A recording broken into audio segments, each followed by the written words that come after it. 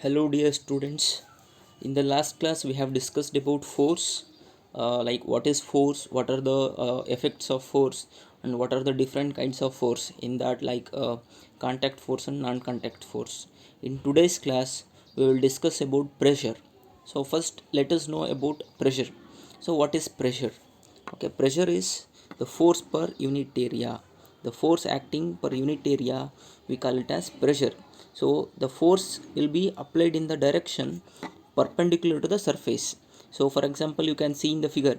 So here, whatever the force is applied, that is perpendicular to the surface of this. Okay, so pressure is defined as pressure is the force per unit area applied in the direction perpendicular to the surface of an object. So this is what we call it as pressure. So it is given as, that is, pressure is equal to force upon area or force per unit area. So this is the expression for pressure. You can symbolically write it as P is equal to F upon A. So this is the expression for pressure. So from the equation you can see that pressure is directly proportional to force and pressure is inversely proportional to area. It is like pressure is directly proportional to force and pressure is inversely proportional to A. So that means if force is more, pressure will be more. If area is more, pressure will be less. So this is what the meaning of the equation. So did you understand? So pressure is the force per unit area applied in the direction perpendicular to the surface of an object. So and it is given by pressure is equal to force upon area. So it is also defined as thrust acting per unit area. So why they are calling it as thrust? Thrust means the force acting perpendicular to the surface. The force acting perpendicular to the surface, we call it as thrust. So that is why pressure can also be defined as thrust acting per unit area. Is it clear? Thrust acting per unit area, we call it as pressure, because thrust means the force acting perpendicular to the surface. Okay, so example, force acting perpendicular to the board, you can take any board. So when you take a nail and you try to put the nail into the board, so you have to apply force perpendicular to the surface of the board. Okay, so this is the example for the pressure. Okay, for pressure, we have pressure is directly proportional to thrust or force. That is, the more the force or thrust, the more the pressure will be. So I already said you, that is, pressure is directly proportional to force. That means if the pressure is if you want more pressure, means you need to apply more force. So force is directly proportional to pressure. In the second case, it is inversely proportional to the area. That is, P is inversely proportional to area. So that means if area is more, pressure will be less. If area is less, pressure will be more. Understood? So if pressure is more here, force will be more. If pressure is more here, area will be less. So this is what inverse relation, we call it as inverse relation. So how pressure is related to area? Pressure is inversely related to area, whereas pressure is directly related to force. So uh, so if applied force is more, pressure will be more, and if area is more, pressure will be less. So this is the relation between pressure, force and area. So for example, okay, they have given few examples. You can see here, heavy truck have 6 to 8 tires instead of conventional 4, in order to increase the area of contact between that of the road and the tire. Thus pressure on the ground is reduced. So instead of having 4 or 6 tires, some vehicles will have more than 8, like 8 to 12 tires. So reason is, if the area increases, pressure reduces. So to reduce the pressure on the ground, so they are using more number of tires. So second example, that is, camel can walk. So camel can walk easily in the desert compared to other animals. So because they have broader feet which exert less pressure on the sandy ground, enabling them to walk properly. So let me show you the image. So you can see from the image. So here they will have broader legs. So reason is, If the area increases, what happens? Pressure decreases. So as the pressure decreases, so animals can easily walk on the desert. Okay, so next example is skiers use long flat skies to slide over the snow. You might have seen skiers. So whatever the skies they will use now, that will have like long flat skies to slide over the snow. So the larger the area of contact, the lesser is the pressure on the snow. So this helps the skier to slide comfortably without sinking, right? So let me show you the image. So you can see this flat long skies. So this will uses them this will help them to easily uh, skate. Okay, so the larger the area of contact, what happens? The lesser is the pressure. So that is why they can easily slide over the snow. So that will help them to slide easily over the snow without sinking into the snow. So these are the three examples of like how pressure is related to area. So I will tell you once again. If pressure is equal to force by area. If force is more, pressure will be more. If area is more, pressure will be less. If area is less, pressure will be more. So I will give one more example. If area is less, pressure will be more. You might have seen knife. So in the front of the knife, at the edge of the knife, so the area will be very small. So because of that, you can cut easily the vegetables. So as the area is small, pressure will be more. So this is one more example for pressure and area, that how they are related. Okay, so next we will move on to the unit of pressure. So unit of pressure, that is pressure is equal to force by area. So you have already studied in the previous class the SI unit of force. What is the SI unit of force? It is Newton. And area, it is meter square. So Newton per meter square is the SI unit of pressure, or it is we can call it as Pascal. Okay, Pascal is the SI unit of pressure. So the unit of pressure is Newton per meter square, or Newton meter second square, which is equal to 1 Pascal. Okay, if 1 Newton of force applied on an area of 1 meter square, then we call that as 1 Pascal. Clear? So SI unit of pressure is Newton per meter square or Pascal. So what is 1 Pascal?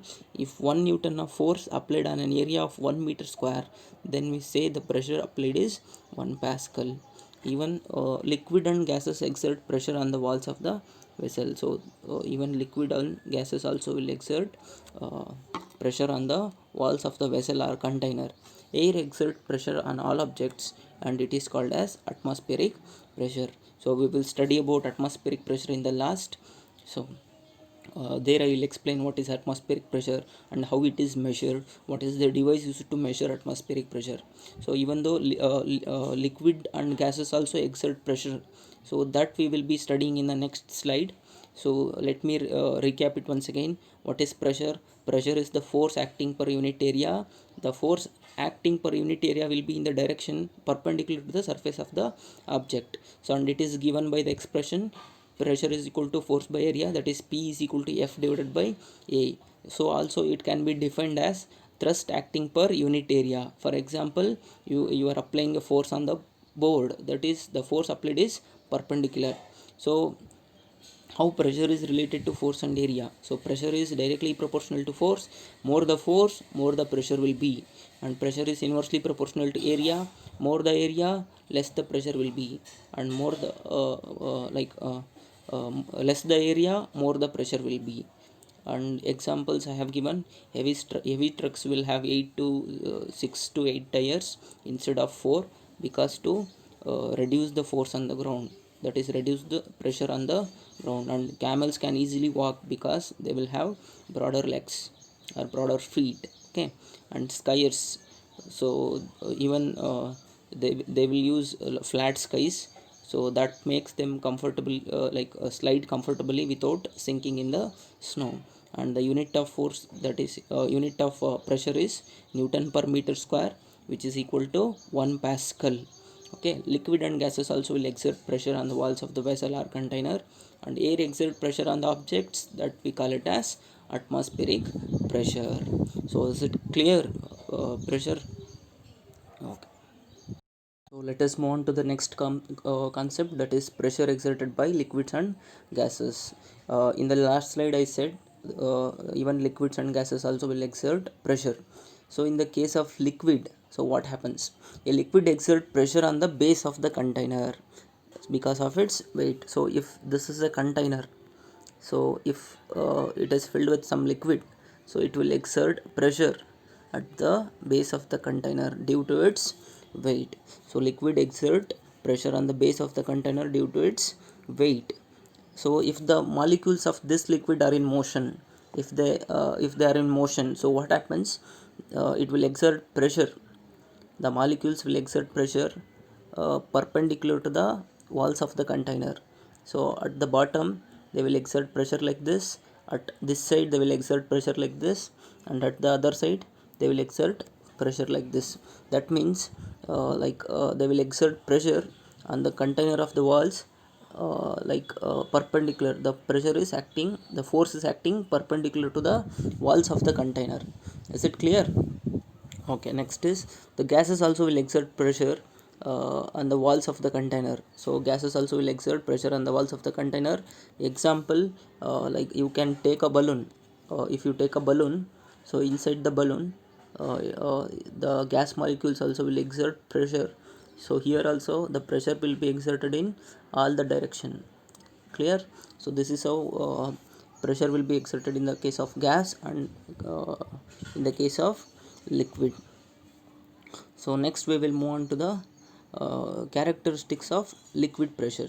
So pressure exerted by the liquid, the pressure will be exerted by the liquid due to its weight, and in the case of liquid, pressure will be exerted perpendicular to the walls of the container, and in the case of gases, the pressure will be exerted on the walls of the container.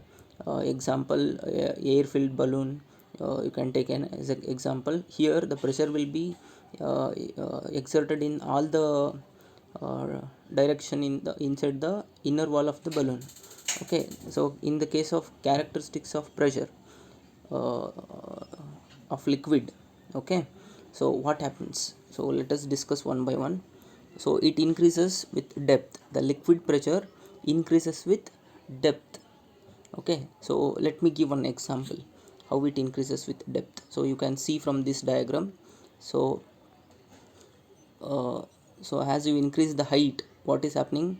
So see at this position, first nozzle, second nozzle, third nozzle. At the first nozzle, so you can see low pressure jet, and at the last nozzle you can see high pressure jet. That means at the base of the container, so pressure will be more, and at the top of the container pressure will be less. So that is what they are saying. uh, Pressure of water increases with depth. So if you increase the depth, pressure will be more. So if you decrease the depth, what happens? Pressure will be less. So this is the example or an activity. So how pressure increases or decreases with depth. So second one is, it remains same in all direction at given depth. So it remains same in all direction at given depth. That means at particular depth, the direction of whatever the pressure will be same. Okay, let me give one more example. So here you can take, so here they have made 4 points a b c d. So at a, the nozzle will be at the top position, at b and at c, at d. At d there is more depth, so you can see more pressure. At c less depth, you can see less pressure. At b you can see still less pressure. So this is how. So as the you already know the first point, pressure increases with, the liquid pressure increases with depth. If depth is more, pressure of the water will be more.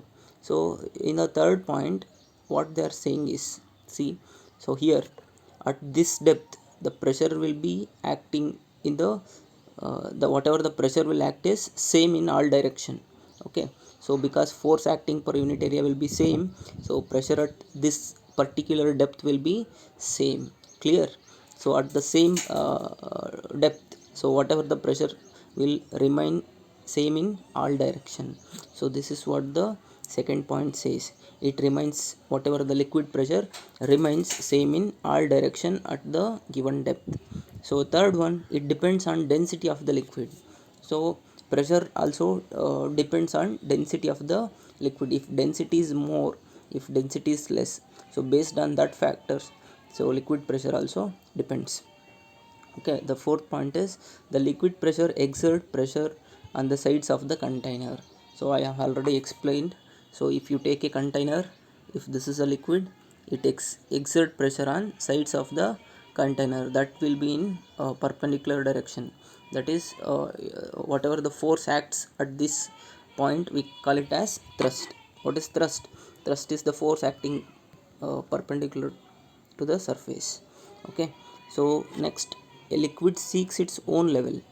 So liquid seeks its own level means, so what is the meaning of this statement? So like, let me explain you.